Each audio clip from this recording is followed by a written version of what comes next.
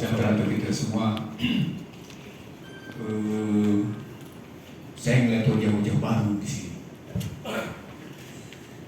Saya orang yang biasa ke ruangan ini sebulan sekali sejak 97 sampai dengan 2016. Tiap bulan, bahkan terkadang hampir teman-teman maksa untuk saya tampil di sini. Yang hadir ini wajah baru. Wajah baru ya? Wajah Kalaman tapi ada 1, 2, 3, saya lihat ada 3, 4, 5 orang lama. Saya Ihsanuddin Nursi yang kelakuannya begini di DPR. Tanya senior-senior kelakuan gua gimana gitu. Yang pertama, salam kenal, saya terbiasa berbagi dengan Anda. Anda sudah dapat paper, makalah ini sudah saya bagi ke teman-teman wartawan parlemen dalam tulisan saya di situ tentang amburadulnya 2002. Di situ kata kunci pertama adalah saya ingin mengulang peristiwa 2015 sebelum di situ. Di 2015 saya bilang fundamental makroekonomi Indonesia tidak pernah akan kokoh. Saya bilang 15.000 adalah ambang batas psikologis pertama, 16.000 ambang batas psikologis kedua. Nanti masuk ke 2024 akan tembus ke 16,5 ke 17 bahkan mungkin lebih. Nah itu menunjukkan bahwa sistem yang dibangun amburadul, rapuh. Lihat coba di grafik yang saya buat. Di situ ada grafik yang saya buat dan kelihatan. Itu karena kita menganut total pasar uang, pasar modal, pasar barang bebas-bebasnya.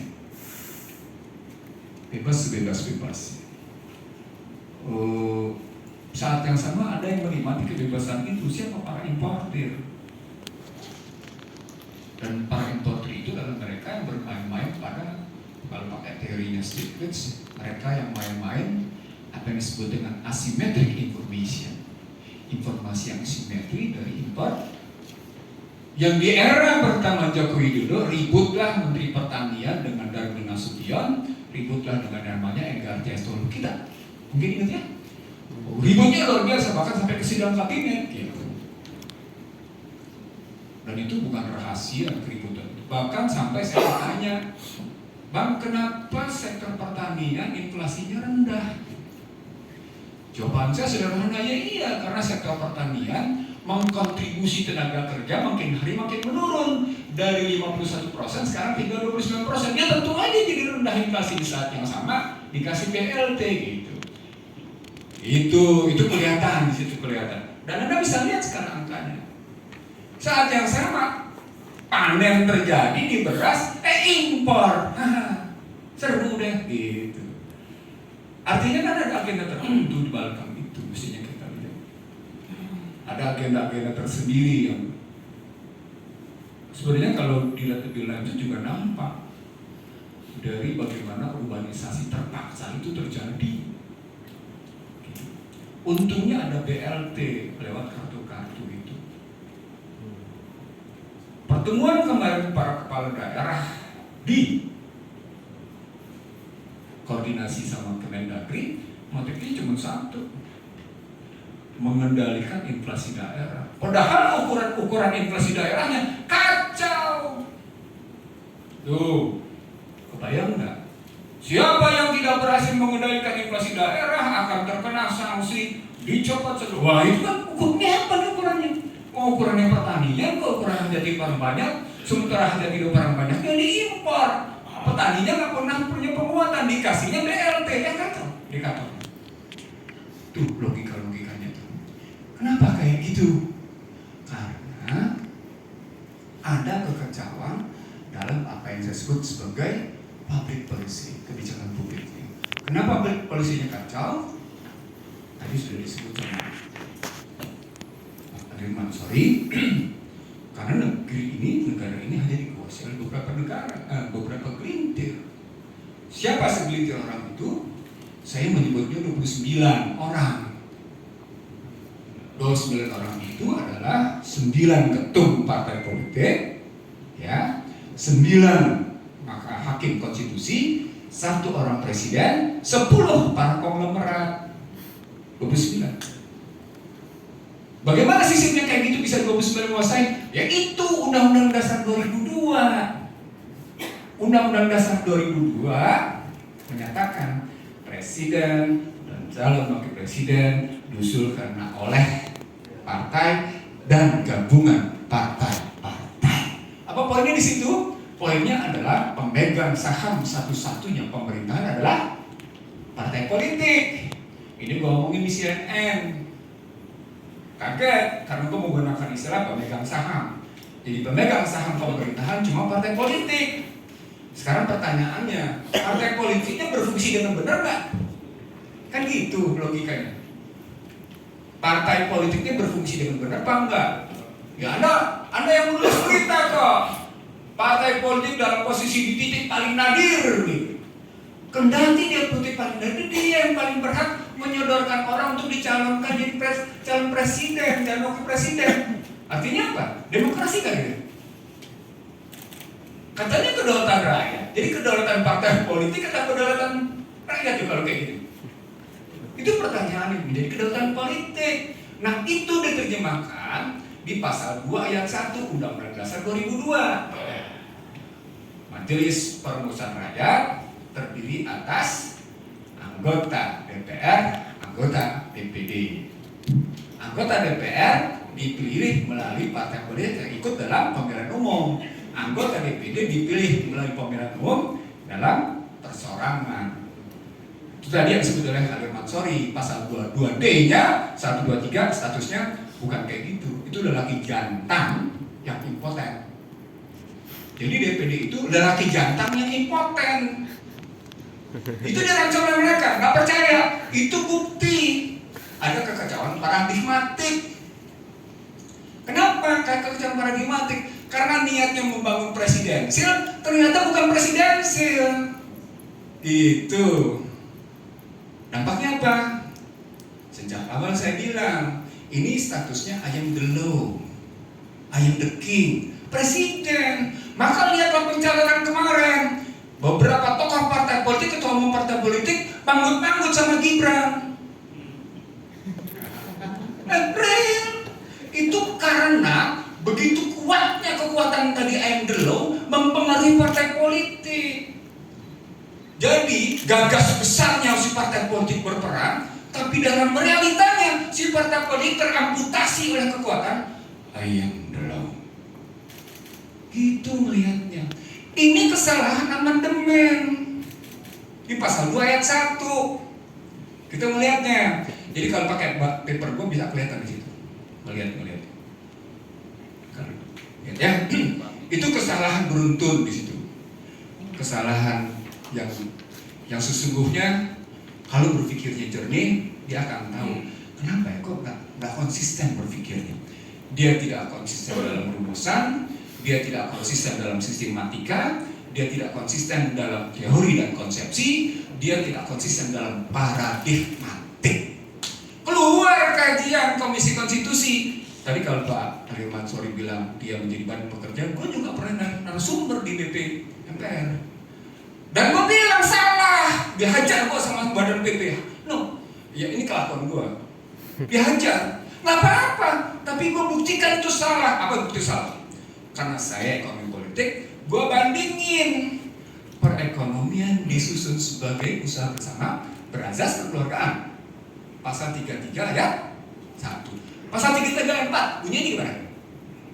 Perekonomian diselenggarakan. Gua tanya balik sama lo yang jago-jago nulis, apa perbedaan disusun sama diselenggarakan? Ayo. Kalau diselenggarakan, yang namanya negara event organizer. Halo. Kalau diselenggarakan istilahnya negara, bukan lagi pemerintahan loh. Negara menjadi event organizer. Tapi kalau disusun, negara merancang garis-garis besar haluan negara. Di situ terjadi perbedaan demokrasi ekonomi berbasis pasal 33 ayat 123 dengan demokrasi ekonomi yang dibangun pada pasal 33 ayat 4. Di sini ribut gua sama salah satu pengubah pasal 33 ayat 123. di Universitas Nasional. Gue nggak sebut siapa namanya karena sudah meninggal ya. Nanti kita kubur. Enggak, saya mencatat betul karena dia maki-maki gue di panggung itu, dan gue bales gitu, gue bales. Dan setiap orang yang mengubah pasal 33 itu jadi penguasa, kecuali satu, Didi Jarabini. Yang lain jadi penguasa, hebat semua. Apa poinnya? Kalau sampai omongan gue kayak gitu, poinnya adalah amandemen Undang-Undang Dasar 2002 sesungguhnya merupakan penyusupan. Itu. Bagaimana bisa membuktikan penyusupannya? Buka bukunya Vanka. Paling singkat, buka bukunya. Sudah. Bagaimana membuktikan kemudian penyusupannya? Pernyataan Jimmy Carter di International Herald Tribune. In majority Muslim country, democracy has win. Itu melihat hasil pemilu 2004. 2. 3. Carter Report. 4. Bagaimana peranan UNDP dan peranan USN saat itu. 5. Buktinya sidang istimewa. Gua anggota dewan waktu itu. Sidang istimewa MPR 1998 sesungguhnya sudah merespon reformasi karena sudah keluar tap pembatasan masa jabatan presiden. Sudah keluar juga soal hak asasi manusia. Sudah keluar juga tap tentang KKN. Sudah keluar.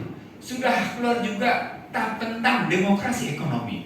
Jadi semua tuntutan reformasi sudah dijawab di sidang istimewa MPR November 1998. Loh, kok tiba-tiba muncul di 99 keinginan melakukan perubahan? Nah, di situ jawabannya bisa kelihatan. Ada organisasi ORNOP namanya, organisasi non pemerintah yang menuntut reformasi total. Nah, apa itu reformasi total? Dijawab sama Jimli Asidiki. Lu tinggal buka hukum online. Daripada kita ubah sepotong-sepotong, ubah semuanya. Enggak, ada jejak digitalnya gampang. Buka aja. Sama ketika lu menelusuri gua, lu buka aja. Termasuk di sini nih, di tempat gua di sini nih. Lu telusuri siapa gua, jejak digital gua. Lu buka aja siapa gua.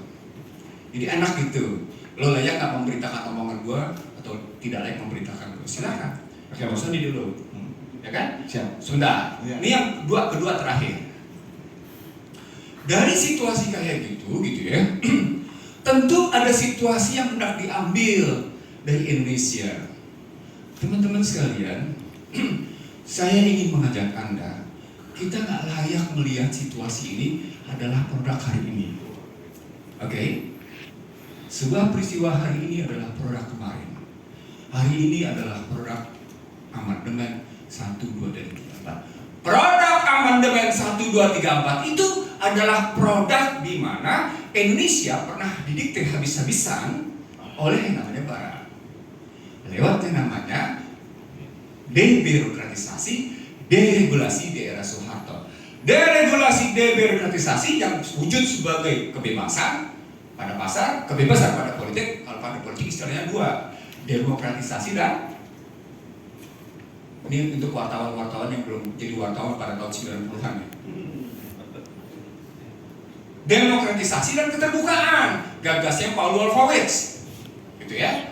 Nah, mundur ke belakang, itulah yang disebut dengan Pak Nov sama Pak To 8788, sehingga lahirlah berantakan. Nih gua ngomong kayak gini, kebiasaan teman-teman lama, gua senangnya bawa Bang Iksan begini, karena gua buka sejarah. Oke, kita mundur lagi ke belakang. Oh, ternyata lahirnya Undang-Undang 10 tahun 67. Apa itu? Undang-Undang Penanaman Modal yang sesungguhnya digagas oleh USA, tapi kemudian diklaim sebagai produk anak-anak Indonesia yang cerdas, yang sebenarnya anak-anak Indonesia yang cerdas itu adalah siapa kira-kira? Coba tebak siapa? Mafia Berkeley. Sedangkan pertanyaannya, Mafia Berkeley-nya masih berkuasa nggak? Halo? Masih. Artinya ada OTB yang tetap berkuasa sejak yang namanya Soeharto. Tapi sebenarnya bukan sejak Soeharto. Dia sudah mundur ke belakang sejak tahun 56. Kapan itu? Kenapa itu 56? Karena saat itu terjadi peristiwa-peristiwa besar. Teman-teman sekalian, ini berarti ada hal yang besar di Indonesia. Hal yang besar di Indonesia adalah Indonesia patut ditundukkan dalam segala hal. Itu kata kuncinya. Dan ini cerita panjang dari mulai 10 November 45 sampai akhirnya kemarin 10 November 2010 di UI. Dibikin oleh Obama. Obama menyatakan apa? Pulang kampung. Disambutin dengan apa? Hebat, weh! Nasi goreng enak, weh! Bakso enak, weh! Semua disambut. Di negara kami yang sedang krisis, kami akan tetap memberikan beasiswa bagi anak-anak Indonesia yang cerdas. Apa artinya? Cuci otak. Sini lo berangkat, gua cuci otak kalau biar lo jadi kaki tangan gua. Gua nggak ngomong malu, gua ngomong di tempat-tempat bergengsi. Jadi kalau gua ngomong sekarang itu bukan hal baru. Penutup. Ini perang. Jadi keinginan DPD sesungguhnya mengatasi situasi internal dan eksternal. Di tengah yang namanya kalau istilah buku gua bangsa terbelah, gitu ya, mengatasi situasi VUCA. Situasi Bani. Ini perang. Yang andai kata Indonesia tidak cerdas mengatasi situasi perang regional, internasional, dan nasional, dia terancam pecah. Itulah bangsa terbelah, buku gua. Bagaimana kemudian kita harus mengatasinya? Selesaikan dulu problem di hulu. Lu jangan ribut soal di hilir. Di hilir problemnya kebanyakan. Banyak banget. Coba gua menginventarisasi masalah. Gua nih menginventarisasi masalah. Di presentasi gua di Lemhanas, presentasi gua di berbagai tempat gitu ya. Tidak kurang dari 29 problematik strategik. IKN problematik strategik kan? Strategik. Sangat strategik. Coba ketika lu bicara infrastruktur yang dibangun dengan cerita kereta api cepat dalam jangka panjang yang gue bilang dalam rangka 108 tahun baru lunas, strategi nggak? Strategi. 89 orang tenaga kerja asing. Coba berhadapan nggak dengan konstitusi? Berhadapan. Kenapa konstitusi bunyinya? Pasal 27 ayat 2. Tiap-tiap warga negara berhak atas pekerjaan dan penghidupan yang layak bagi kemanusiaan. Bukan tiap-tiap penduduk. Tuh fakta-fakta kayak gitu tuh. Itu. Nah, teman-teman sekalian, kita selesai program hulunya. Program hulunya seperti sidang paripurna DPD 14 Juli 2023. Program hulunya seperti yang disampaikan oleh Ketua DPD dalam pidato kenegaraan 16 Agustus 2023. Program utamanya supaya kita selesai 10 November kemarin di Nusantara 4, di mana muncul maklumat Dewan Presiden Konstitusi agar kita kembali. Nah, orang ribut, oh gila nih, mau pemilu ngajakin balik kan gitu kan? Pasti pertanyaannya juga gitu kan? Gila nih, mau pemilu kok agenda sudah jalan mau ngajakin balik. Nah, di sini perbedaannya. Teman-teman sekalian, beda nggak mengajak masyarakat untuk kemudian masuk ke dalam gedung lalu melakukan pemilihan presiden dengan membiarkan masyarakat memilih ketentuan partai politik? Beda nggak? Beda nggak? Beda secara psikologi politik. Bedanya mendalam dan sangat mendasar. Saya nggak kutip Indonesia yang sudah jelas terpecah belah. Amerika saja hingga hari ini belum mampu mengatasi keterbelahan akibat perilaku Donald Trump. Amerika yang katanya hebat, padahal Amerika tidak menggunakan public vote. Amerika menggunakan electoral vote. Itu dasar. Hingga hari ini tidak selesai. Nggak percaya? Gua posting kemarin pertandingan suara buat yang namanya Biden dan suara buat Donald Trump di beberapa negara bagian. Gila, Donald Trump masih unggul dibanding Biden. Di tengah yang namanya beredar video Biden terus-terus jatuh karena tua. Coba isunya. Artinya apa? Benar omongan Obama di dua tempat. I'm ready to be national bridge. Gue bersedia menjadi jembatan bangsa ini karena keterpecahan. Ini juga benar omongan Obama. nggak semua negara bisa kompatibel dengan demokrasi liberal. Oke, siapa? Terima kasih. Ya, terima kasih buat semua.